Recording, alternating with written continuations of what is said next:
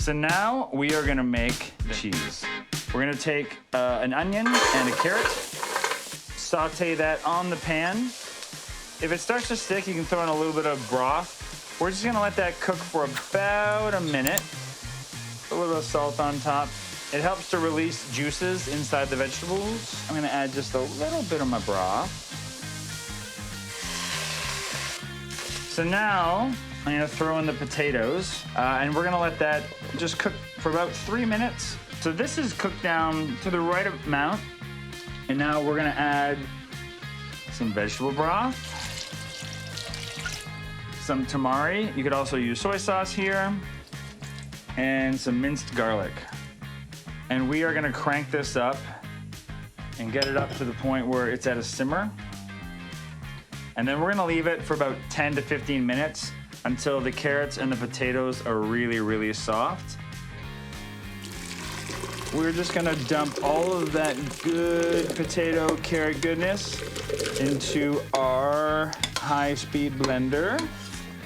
This is where the nerdy magic happens. Some tahini, we have lemon juice, paprika, and garlic powder.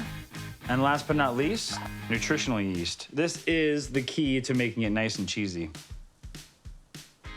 We are gonna blend this until it is nice and smooth, and then we're gonna add that tapioca starch. This is the stuff that's gonna make it really, really get thick and bind like a cheese.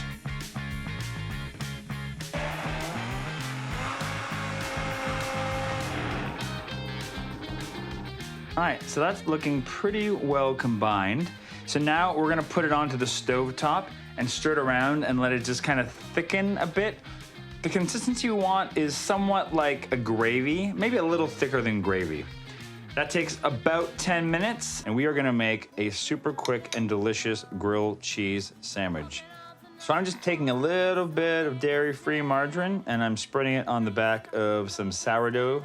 I don't tend to use a lot of oil in my cooking, but this one I can taste, and what's grilled cheese without a little bit of butter on it? So now what we're gonna do is just slather on that cheese. You really can't get too much on here because it's just pure deliciousness. I'm using a sandwich press here, but if all you have is a frying pan, that's fine too. Just cook it on one side until it browns, flip it over, and cook it some more.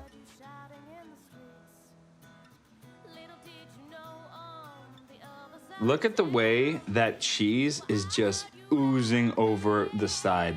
I definitely put way too much in this, but I don't care. That beautiful golden crisp on top of the sourdough, oh my goodness. It makes me so happy. This brings me back to childhood, when I would just sit on the couch and watch cartoons and have tomato soup and eat grilled cheese and just be happy for forever.